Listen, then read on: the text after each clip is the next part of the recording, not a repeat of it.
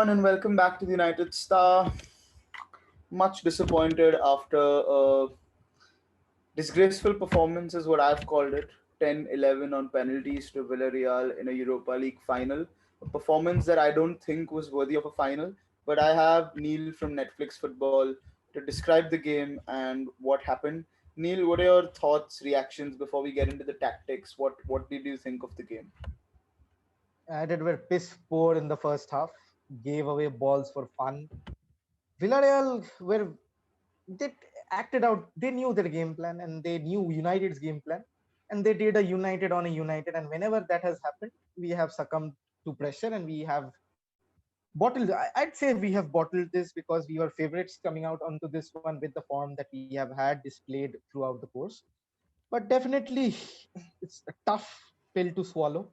It's a hard gut to get over with very easily. Even I, in the watch along that we were doing, that I even couldn't keep my emotions under control. In fact, it's a hard pill to swallow, but this outlines that the squad depth that we have. This outlines the need for reinforcements in massive scale, and outlines the fact that this team with the manager aren't ready for European greatness. They are on the way.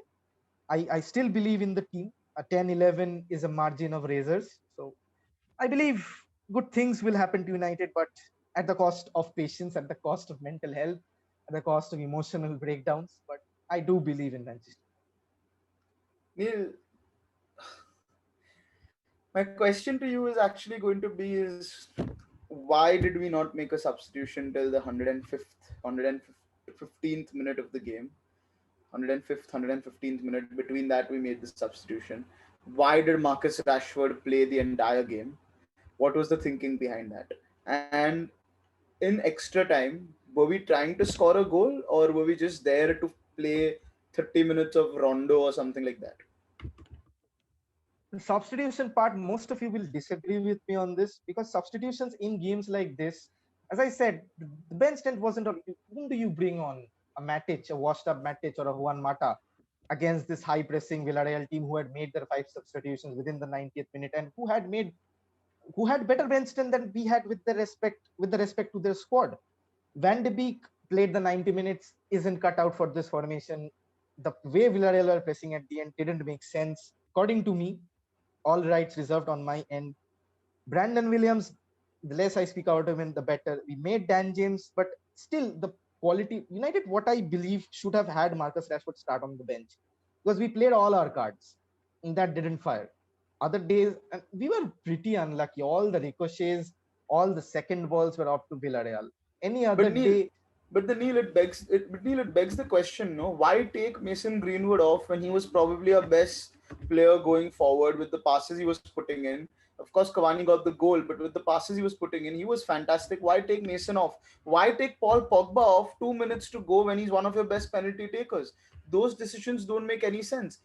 I agree that there is lack of bench strength, but Dan James is someone whom you could have brought on, use this space to run in behind the defense, to stretch the defense, something new, offer something new. Rashford was not having a good game, but you yet played him for 120 minutes.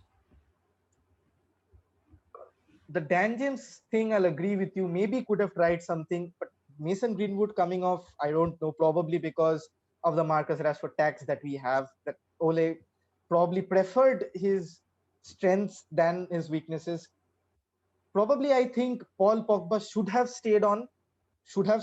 And as you said, we're trying to play Rondo or not. I think genuinely United were trying to attack with a late burst that Luke Shaw was making.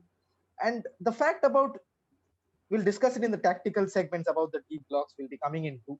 But the fact, it still baffles me. But it was someone, right? He couldn't have taken any attacking players. Paul was so deep in midfield, he couldn't, for the discipline that that or a or a lack of reassurance from McTominay or Fred who plays there, either as a single two partner Paul Pogba. Paul had his eye on defense all the time. He did not move forward. We saw McTominay making runs at times, and Paul was very cagey, very cautious. Probably Fred and McTominay pairing could have worked, and they played their part because Villarreal were putting the tooth to the nail at that point of time, and we were trying to somewhat get into penalties. Kudos to the part that whatever Dan James tried to do didn't turn out, and we aren't slandering him for that because De Gea will take all the blame tonight. but the lack of squad depth in quality aspects, you might say we could have brought Ahmad Diallo on, but I'd say he just played 90 minutes 3 days ago, and I personally don't think he would have been ready. Could have been a gamble, could have paid off, but that's for some other time to discuss and debate about. So Neil, let's get into the tactics. I'm just going to say two things and then I'm going to leave it open to you as to what you thought of the game. My essential thing is I'm going to make a cricket analogy here. Unai Emery came in this game as if it was a test match where his first instinct was to defend. And if he got a chance, he would hit. If it was a bad mistake on United's part, he would hit that ball for a four. He came here to play penalties. His players have probably taken 100 penalties over the week because each one of them were fantastic penalties. There's nothing, only luck would have probably been allowed us to stop one of those penalties because each one of them were hard. Each one of them were in the corner or sending the keeper the wrong way. Most of them in the corner. So that is, in my opinion, of what Unai Emery came out to do. I don't know what Oli came out to do. I think he was massively let down by his players as well, in Bruno Fernandes and Marcus Rashford particularly. But what is your view of the tactics of how the game played out? As you said, Unai Emery did come onto a test match in kind of sorts if you do the cricket analogy. But Ole Gunnar Solskjaer was spot on with the counter tactics that he put on, playing Paul Pogba on midfield to not let Danny Parejo master that deep lying playmaking area and to dominate the play. We didn't see that because United have the most of the ball. But what they did and did very well was defend in deep blocks. Unai Emery knows United's weakness. He capitalized full to that, and he did not make the mistake of another Spaniard by the name of Pep Guardiola to give United space on the counters. His team was always rigid, always maintained their shape, and they did not create any chance other than that horrendous Victor Lindelof miss kick. United tactically were spot on, but the fact that the Marcus Rashford miss, the two ricochets, unlucky ricochets of Edinson Cavani, the one that went straight in, that should have been a goal any other day because that Luke Shaw stayed out short, could have ended in the back of the net. Marcus woeful with his finishing. Marcus had a very bad game.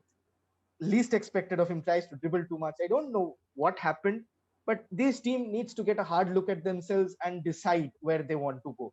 They want to be world class, there's potential in them. They want to be just average players being mooted and around 30 odd caps for their international teams, they can do that as well. But if that trend continues, I don't see Bruno Fernandes, who has been a talisman. Let's kick out the final game. Who has been a talisman throughout the season, would not want to stay at Manchester United. Paul But Pogba. Neil, the responsibility lies with him as well, right? His game management, his decision making today, just horrible. I think it was not even a shadow of Bruno Fernandes playing today. All he wanted to do was argue with the referee. That's all he wanted to do. And this is not the first time we're seeing this in a big game. Bruno tends to lose his mind. But anyway, coming to two people I want to talk about before I close this. Number one, David De Gea. Is this the end of David De Gea at Manchester United?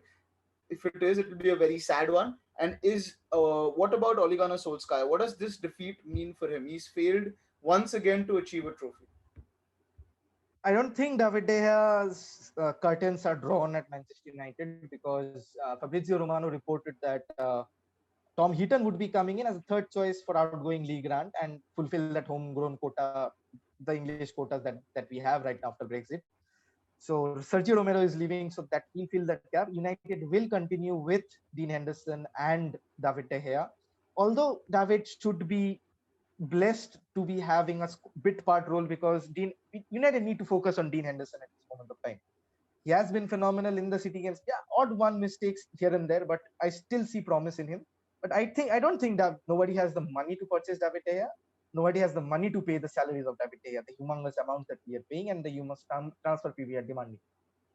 David stays, Dave stays again, and I think he will be redeeming himself in the next season. I've got a feeling about it.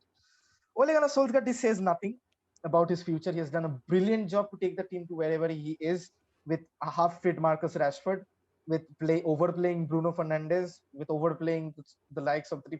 Now I get why people were blabbering that Brandon Williams wants to get a chance, and they all saw what Brandon Williams did at right back.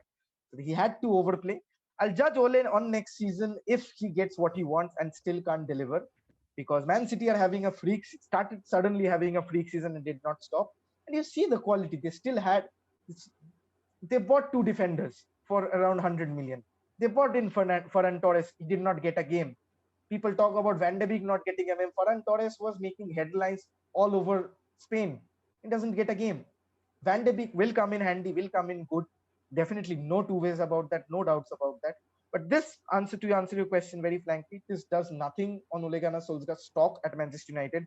To me, he is highly regarded. There is nothing. If you suddenly sack him and change things, it's all back to square one. There has been progress, whether people like to accept it or not, not the way we want it to, but we should accept that things are not up to par, but there have been improvement from the massive disappointment that Jose Mourinho, in kind words, Jose Mourinho left us with after his one-off season. We have built on last season. We have built on the semi-finals. Let's just hope that we don't turn out to be a Dutch team and unlucky in semi-finals and finals. Very, I'm so emotional, man. Final competitions, but I think United would be a side to look out for next season, provided the owners take a hard, long look at the squad and decided to put out their wallet, decided to sign some players. That's what I want. And congratulations to Villarreal. Deserved class act by them, giving United a guard of honor. Absolute greatness by them. Deserved winners.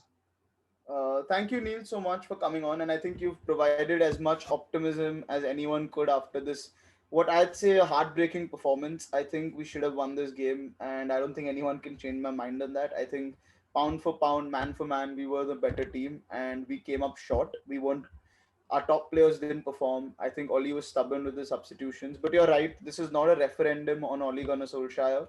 This one result cannot do that. He has had a good season. In a sense, you could say we have overachieved by coming second as well. You could argue that there is an argument or a case to be made for that. So thank you, Neil, for coming on and providing whatever little optimism there is to be provided on these nights. And hopefully, we'll learn the players will be better off this experience, and the next season when we do have a chance to win a trophy, we'll be handling that situation much better. Prasan, before we go, actually, I just like to part off with a remark that I'd love to see the fact, even with the heartbreak, I'd love to see the fact that players grinding on to that silver trophy and taking silver medal and taking it off. They should, at this young age, they should know what it feels to miss out on being so close. And you can go two ways from there. Either you can be that mediocre player that I was talking about, or you can go world class. Sir Alex's side struggled.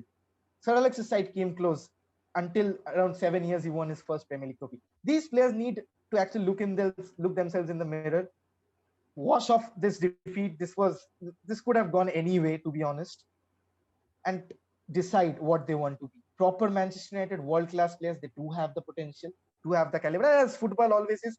And as I've been a supporter of Manchester United, I have always loved to believe. I've always loved to see that players coming from behind and winning matches on the eve of 26 that we couldn't replicate. Doesn't happen every time, but Devils, this, as I wrote on my one of my social media platforms, that may these tears turn into ethers as it hits earth, and the devil shall reincarnate and we shall be stronger than what might suggest. Thank you. Good night. Good night, everyone, and thanks, Neil, again for that.